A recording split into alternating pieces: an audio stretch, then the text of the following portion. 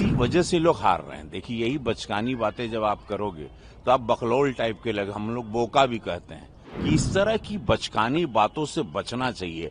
EVM पे ठीकरा फोड़ना, जीतो तो ईवीएम बढ़िया है, ईवीएम को चुम्मा लेते हैं और जैसे हारते हैं तो ईवीएम को गरियाते हैं, गलत बात है। बीजेपी की महाराष्ट्र की जीत पर विपक्ष ईवीएम पर सवाल उठा रहे हैं। इस मुद्दे पर गोरखपुर सांसद रवि किशन ने विपक्ष पर निशाना साधा। बता दें कि रवि किशन अपने भतीजे की शादी में वाराणसी पहुंचे थे। इस दौरान उन्होंने रिपोर्टर के ईवीएम पर सवाल किए जाने पर कहा कि ये लोग किस लेवल पर चले गए हैं, अब ये खत्म हो जाएंगी। देश की जनता अब हंस रही है। ये अजीब अनपढ़ों वाली बातें करते हैं लोग, मतलब हद है। हम ब्याहे में आप लोग ये सब चलो आए हैं तो हमको भी दुख हुआ, तो चलो हम ब्याहे में जवाब भी दे रहे हैं, लेकिन झारखंड पर नहीं किए। जब ये जीते तब नहीं किए, जब हारते हैं तो इनको ईवीएम। अब उन्हीं के वो चिदम्बरम साहब के बेटे ने आज पार्लियामेंट के बाहर कहा कि मुझे ईवीएम पे कोई डाउट नहीं है। उनके एक सांसद और उनके वित्त मंत्री के बेटे रहे हैं, बड़े नेता हैं तमिलनाडु के, हमारे साथी सांसद हैं। उन्होंने कहा हमको नहीं, जिसको होगा ईवीएम पर। मतलब ये सब अब इसी वजह से लोग हार रहे हैं। देखिए, यही बचकानी बातें जब आप करोगे तो आप बकलौल टाइप के लगे, हम लोग बोका भी कहते हैं, ये सब बोका टाइप का बात है कि मेच्योरिटी अब राजनीति का लेवल यशस्वी प्रधानमंत्री मोदी जी ने इतना लंबा खींच दिया है कि इस तरह की बचकानी बातों से बचना चाहिए। तब आप हार का सामना, कांग्रेस की जो हार हुई, हम लोगों का स्ट्राइक रेट देखिए भाजपा का क्या रहा, इन लोगों का क्या स्ट्राइक रेट रहा, ये लोग किस लेवल पर चले गए हैं। अब ये खत्म हो जाएंगे। मतलब ये जहां भी कांग्रेस, मोदी जी सही, जहां भी कांग्रेस जिसके साथ भी जुड़ती है उसको लेके डूबती है। अभी ये सिचुएशन इनके आगे, उसमें अब ईवीएम पे ठीकरा फोड़ना, जीतो तो ईवीएम बढ़िया है, ईवीएम को चुम्मा लेते हैं और जैसे हारते हैं तो ईवीएम को गरियाते हैं, गलत बात है। क्या लग रहा है महाराष्ट्र में मुख्यमंत्री को लेकर तमाम दावे किए जा रहे हैं, संघ और बीजेपी की पहली पसंद डिवीजन? देखिए, हमारे गृह मंत्री अमित शाह जी ने बहुत पहले क्लियर एक प्रेस कॉन्फ्रेंस में कह दिया था कि तीनों पार्टी बैठेंगी, माननीय देवेंद्र फडणवीस जी के साथ, भाजपा का संगठन अजीत पवार के साहब के साथ, एकनाथ शिंदे जी के साथ, और वहां पर निर्णय लिया जाएगा। तीनों के साथ बैठ के तय होगा कि कौन मुख्यमंत्री अगला बनेगा।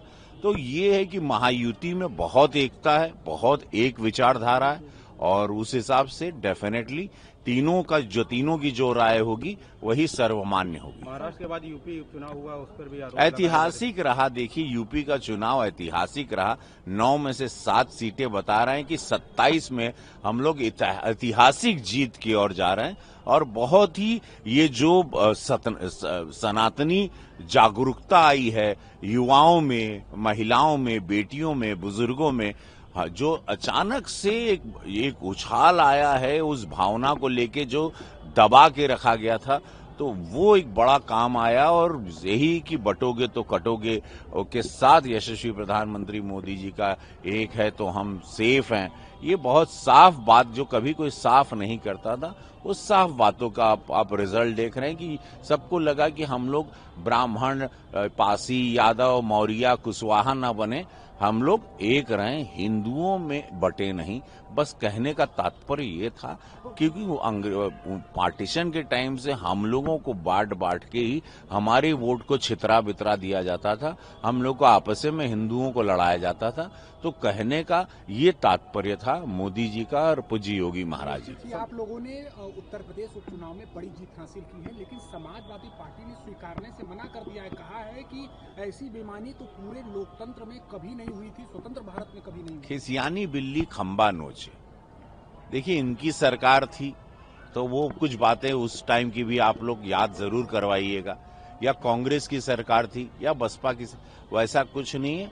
इस वक्त है कि पूरा हिंदू जागरूक होके एक मुश्त पढ़ के वोट किया है। मैं बहुत ही साफ बता रहा हूं, दूसरी बार का मैं सांसद हूं गोरखपुर का, तो मैं आपको बताता हूं वोटिंग पैटर्न। एक मुश्त होके हर बिरादरी, ओबीसी रही, पिछड़ा रही, दलित समाज रहा, सारा समाज रहा, ब्राह्मण समाज, सर्व लोग एक साथ गए, एक झुंड में गए, राष्ट्र धर्म का पालन किया और वोट भाजपा को डाला, तो ये रिजल्ट आपका। संभल में जिस तरह की घटना हुई, पथराव किया गया एक समुदाय द्वारा, देखिए समझ के, उसको सोच समझ के, माननीय कोर्ट का जो आदेश था उस पर उसके लिए वहां पर छानबीन करके जानकारी लेने गए थे, उन पे पथराव हुआ, गलत है।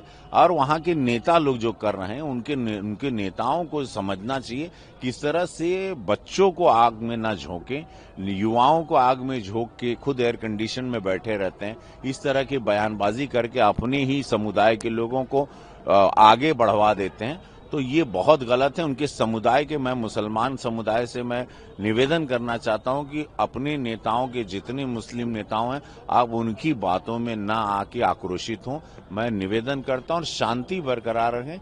अगर जो भी वहां सत्य होगा, जैसा भी हो, वो पूरा माननीय कोर्ट के आदेश का पालन हम सबको करना चाहिए। ये लोकतंत्र है, लोकतंत्र को जीवित रखना चाहिए और आप लोग कृपया किसी तरह का दंगा ना करें, ये निवेदन है आप लोगों से। अब वायनाड से प्रियंका गांधी भी संसद पहुंच रही हैं, तो क्या लगता है कि विपक्ष की जो आवाज है, जो कहती थी कि नहीं हम अपनी मजबूत आवाज को रखेंगे, वो रख पाएंगे दक्षिण भारत में, पूरा भारत? देखिए कोशिश उनको करना चाहिए, महिला है और उनको मैं शुभकामना देता हूं। बड़ी पार्टी की, अपनी पार्टी की नेता रही हैं, तो मेरी तरफ से शुभकामना। बाकी सदन में कल हम सवेरे यहाँ शादी निपटा के सवेरे यहाँ से चले जाएंगे, तो फिर बता देंगे आपको।